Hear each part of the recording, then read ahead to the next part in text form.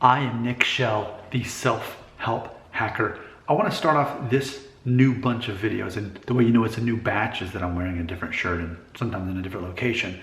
But in the likeness of Netflix, you just want to binge watch a season.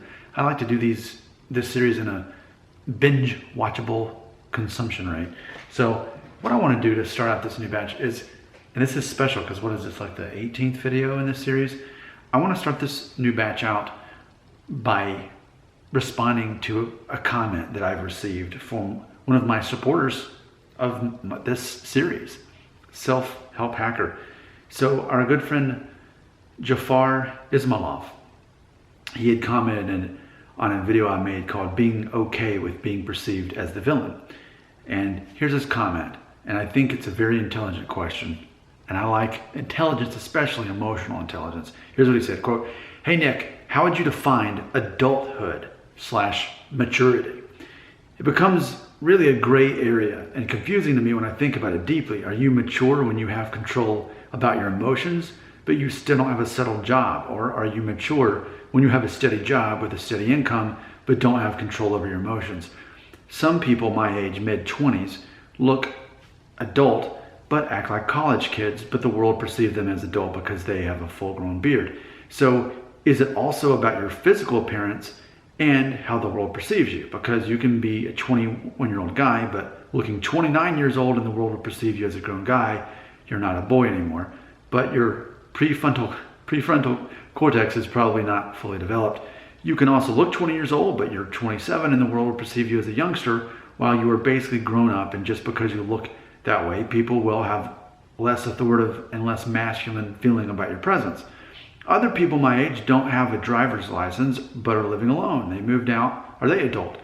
Other peers my age have a driver's license, but don't want to take responsibility to have a job and try to live off the government money as much as possible. Are they adult? Are you mature when you have kids? Or what about when you don't want kids? I'm very interested in what you have learned about this perspective, being almost 40, and maybe shed some light on this topic for me. P.S. I love you, Nick, as a mentor," end quote. Man, thank you so much. You can imagine I actually do have emotions and I do have a soul of my own, and I actually think for myself as a human being, as individually, and obviously, one of my things is I say no one can make you happy, but they can make you sad. And it's ultimately a matter of when you hear things from other people, not allowing them to affect you negatively. And also not giving power to people that's the only way you can be happy. It's from people. But at the same time, I think there's an in-between, and that is being able to accept that you've helped someone. I mean, I think that's such a meaning of life, is knowing how to help other people and being able to at least do your part to help. Even if they don't want the help, at least you try and you leave it. And there's an importance in knowing when people don't want your help. You can give people great advice, but if they don't want it, that's not on you. You did your part. But as far as this question, let's scroll back up to the front. Nick, how would you define adulthood/maturity? End quote. So here's what I'm going to say. I feel, and this is my perspective on the topic, I'm the one obsessed with emotional intelligence. I say, and you can look this up, look into it, but apparently the research points to even people making more money. Your finances are often dictated by your emotional intelligence level, which is good for me because my IQ is not actually that high. You don't even know how bad I am at math, science, engineering, anything outside of speaking and spelling and writing and performing. Other than that, count me out because I'm probably not that. I'm also good at critical thinking and problem solving as far as self-help sort of stuff. So there is a certain domain that I'm aware of, and it all ultimately goes under the umbrella of emotional intelligence. So what I'm going to tell you based on my perspective and my own life experience is this. I say it has a lot less to do with your age. Granted, technically you do have to be 18 to be an adult, at least here in the United States. That's what classifies you as an adult, as far as from a legal point of view. So as an American, I'm thinking, well, you do kind of have to be 18 years old to be an adult. And I'd say in addition to that, though, I'd say really largely it's going to be emotional intelligence. I don't think that having children in itself makes you more of an adult. I think definitely undeniably, it's going to force you to become more emotionally intelligent. And I think that's a lot of my journey and what helped me, because I became a parent at age 29. And so I've been a parent for nearly 10 years now, and largely that shaped who I am and how I think, and helping me to know how to solve other people's problems, including my own. But I think that also coincided with age 35, which is the determining factor when especially men realize, wow, I have control over my own emotions. And if I do that, not arbor my emotions and pretend I don't have any, but instead just unplug most of the circuits and say, I'm only going to let this and this and this affect me emotionally. And as far as other people, I'm not going to let other people affect me at all. But I can have an emotional reaction to certain things as long as I'm the one controlling that. So it's very, very selective. And I think by age 35, a lot of people in general start gravitating towards that because they failed enough and they succeeded enough to get to that point. But as far as your career, I think that is less relevant, because your career is largely you climbing this mountain or climbing this ladder. It's funny because quite predictably, at least here in the United States, around my age is when you become more financially independent than ever before. Not only because student loans are paid off or whatever other kind of debts there were, but you're also becoming more skilled at your job. And if you're doing your job well, then you're probably going to make more money as you climb to new positions in your company, or even if through other companies.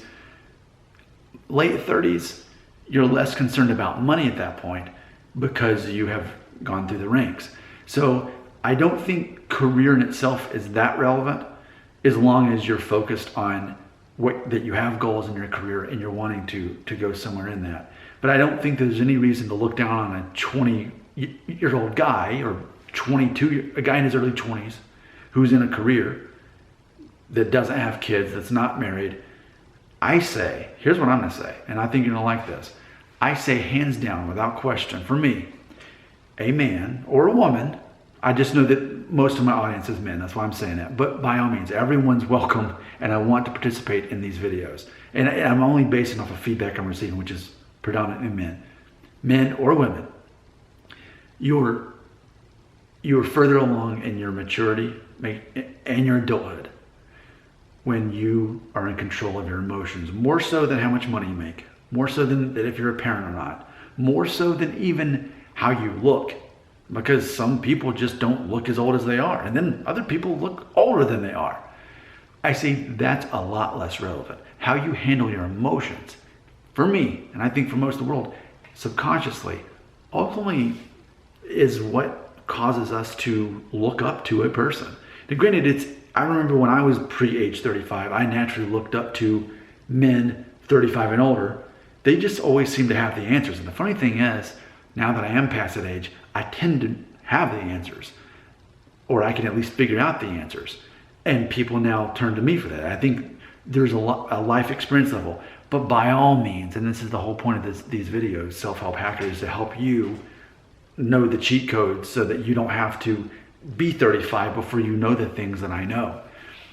And I'm telling you that if you are someone who's controlling your emotions and knowing when to use them, which is rarely, but instead you're leading people and you're helping people, it's almost like this. When you make decisions, are you trying to help yourself or others? If you choose others, usually that's going to be the thing that makes people think you're more mature and likable to begin with, because people typically are very focused on themselves. So if you can help somebody figure out something, if you can be their guide in any way, you become an authoritative source in that becomes your specialty. So I think that in itself is a great way to get ahead when you are young. Know what you're good at, know what you're bad at. Laugh about the things that you're bad at, make jokes about that. Don't feel insecure about that. Laugh about it. People love humor. Humor is important. Humor connects people. If you can make fun of yourself for the things that you're not good at, bingo, now you've built trust. And then at the same time, knowing what you are good at, that specialty, other than playing video games, of course, but that actual skill that you have, that talent that you have, you use that to help other people.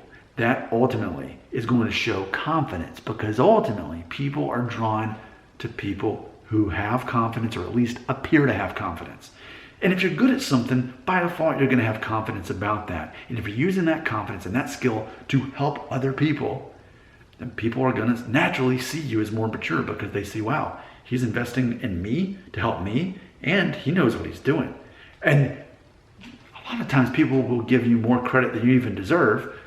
And I'll be honest, I don't necessarily correct them. I let them, if they think I'm super good at this one thing when I'm really just the most knowledgeable person in the room, let that be it. Let the rumors spread, because if I can at least halfway help people with something that I know more than they do, then by default, that's going to give me the appearance of being more authoritative on the subject. You want to be the go-to person for whatever the thing is that you're good at, and the things that you're not good at, you work on, do your best you can, but you also make a joke out of it to connect humor. So ultimately, I'm going to say what makes a person mature, an adult, is managing their emotions and knowing who they are and figuring out who they are, dwelling on what they can control, not on what they can't, laughing about what they're bad at while helping people with the thing that they're good at. It doesn't matter what you look like, whether you look young or old. It doesn't matter whether you have kids or not, or whether you're married. And it doesn't matter how much money you make. If you can do those things, that is going to help you hack your own life to get you further to where your goals are. Thank you so much for your support, for asking such an intelligent question. I'm eager to help people. That's why I make these videos. I look forward to your comments, and of course I remind everybody, if you're leaving destructive comments, that's a reflection of you, your own insecurities.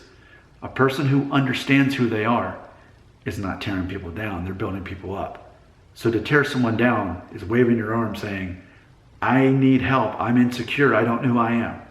If that's the case, I guess you're in the right place, because that's what this channel is all about. Helping you figure out who you are, even if you don't know yet. Coming from someone who definitely does. Your comments are right here.